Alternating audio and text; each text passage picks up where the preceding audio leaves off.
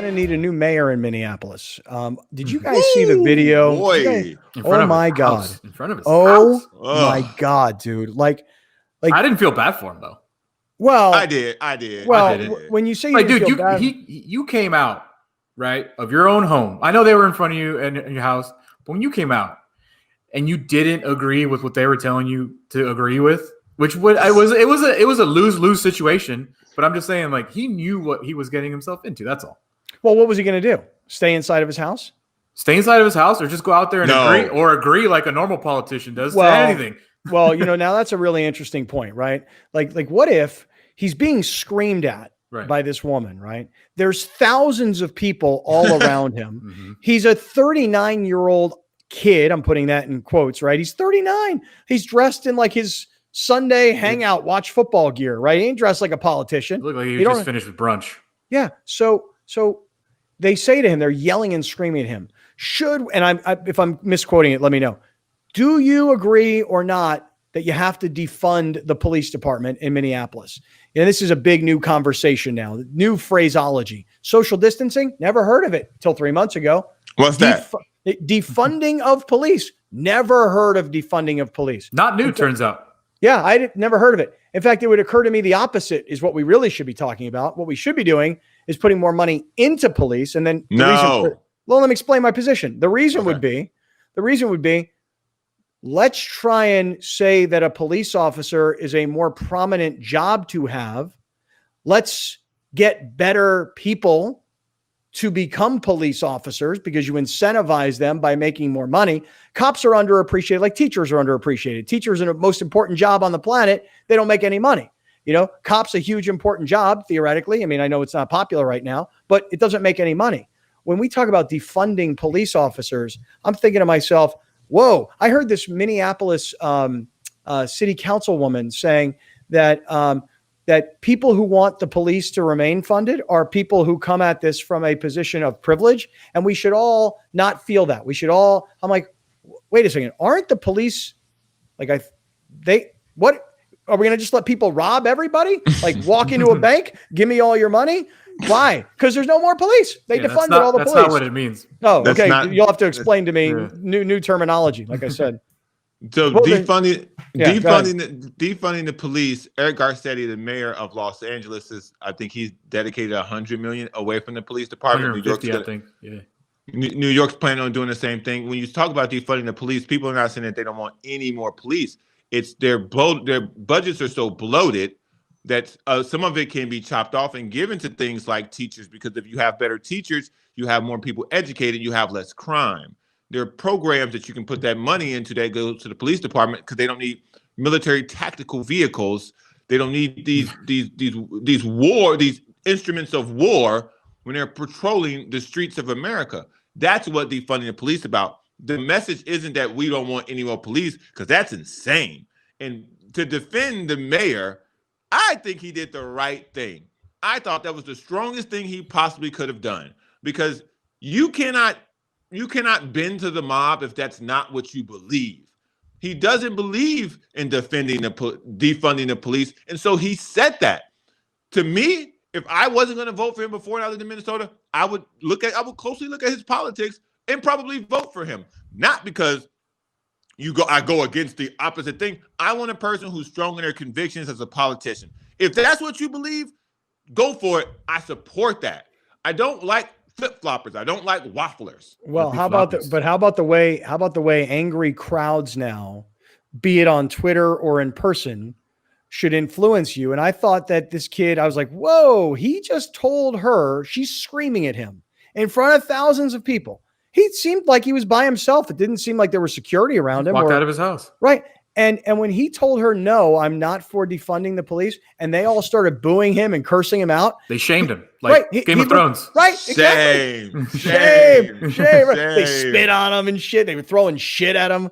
I mean, God. They didn't actually do that. That was on Game of Thrones. That was a Game of Thrones. All right. So listen, let me say this. Guys, look, we will talk about this because it's not going anywhere. And that's kind of probably the good news in all of this. And just let me say this before we get to Paul Vaden. Paul Vaden is a longtime great friend of the Scott and BR show.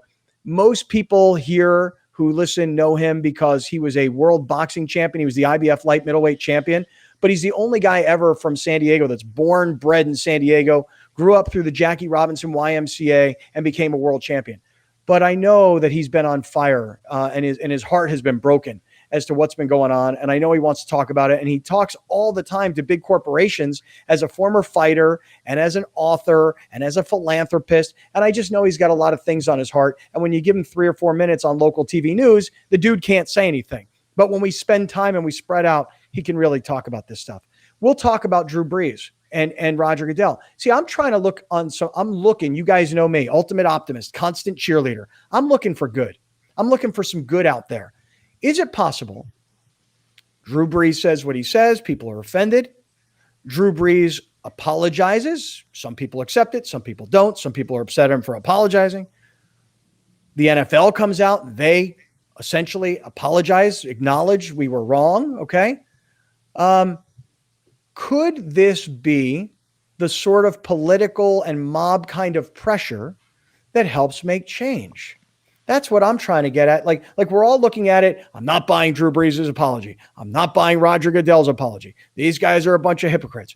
I mean, you hear all of that, but if it leads to change, is that not good? Yeah, I mean, that's what Paul talks about a lot in the interview that we did. And that's what it's about, right? Like, you can have these protests with 100,000 people yesterday in Hollywood. Crazy. Like 100,000 people on the streets of Hollywood. Awesome. But what now, right? That's what it's all about, actions. So I don't know, and I don't know if I'm in the minority on this one, but I think I told you guys Drew Brees is going to do whatever he can to start fixing that image as fast as possible. Like I told you that was going to happen. So now, though, the question is it cool if Drew Brees, whatever reason he's doing it for, if he actually starts doing real good, does it matter what he's doing it? You know, that's a very interesting question, because I don't believe the NFL for a single solitary second. I think they moved with the wind on this. Me neither. But that's my question too. Like, does it matter if they're not sincere about it now, as long as they start doing better?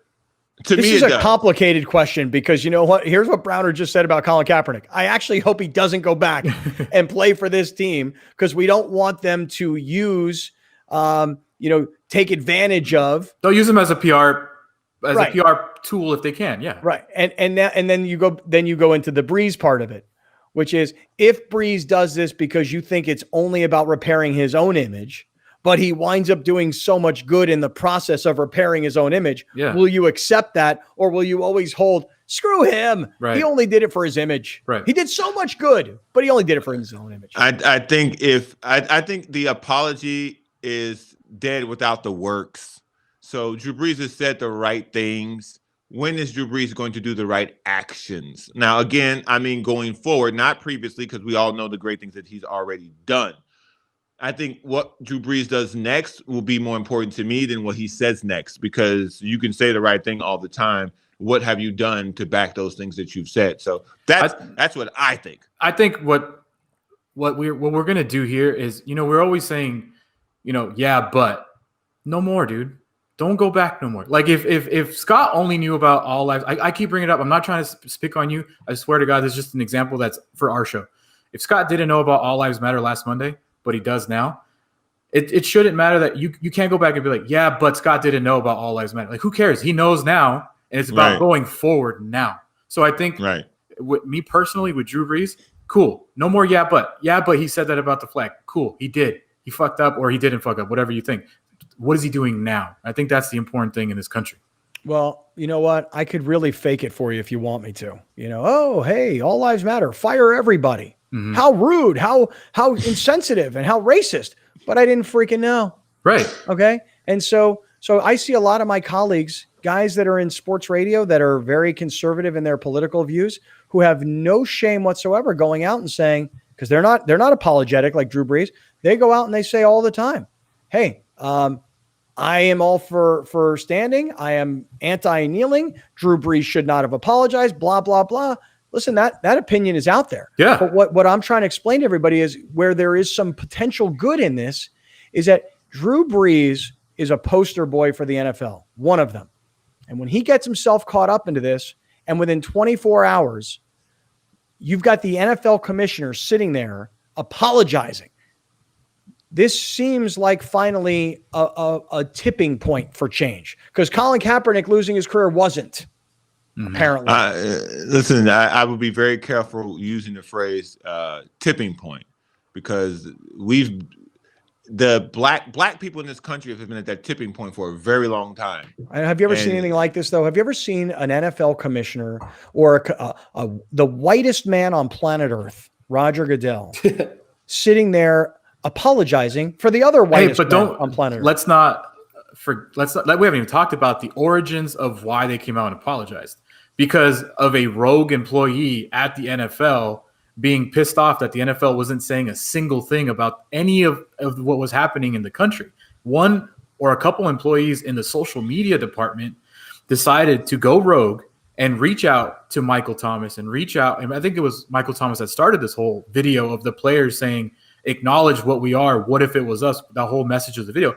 So it wasn't necessarily like the NFL, the goodness of their hearts, like, oh, we're going to apologize now. Right. No, it was the NFL employee going rogue, where the players made this video and asked the NFL to do it. Correct. But I'm asking you guys this question.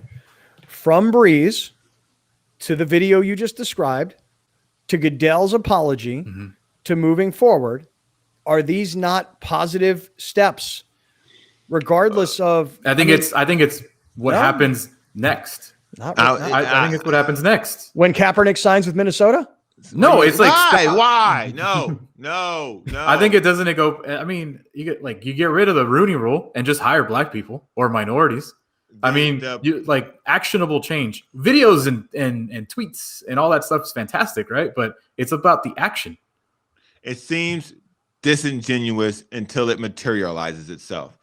And that's my take on it with Roger Goodell. That's my take on it with the NFL, because as much as we want the NFL to be represented from top to bottom as it is on the field, it's not. And a lot of those guys gave money to Trump, and Trump, instead of worrying about people protesting in the street, instead of worrying about, I don't know, over 100,000 people dead from coronavirus, remember that thing? He's tweeting still about football players in the national anthem. And he's got a bunch of owners who give to his campaign, who will tell their players, I guarantee you, we're not kneeling still because it's disrespectful to the flag. And so, like I said before, here we go again. We're going to revisit and roll down this road again, and we don't have to.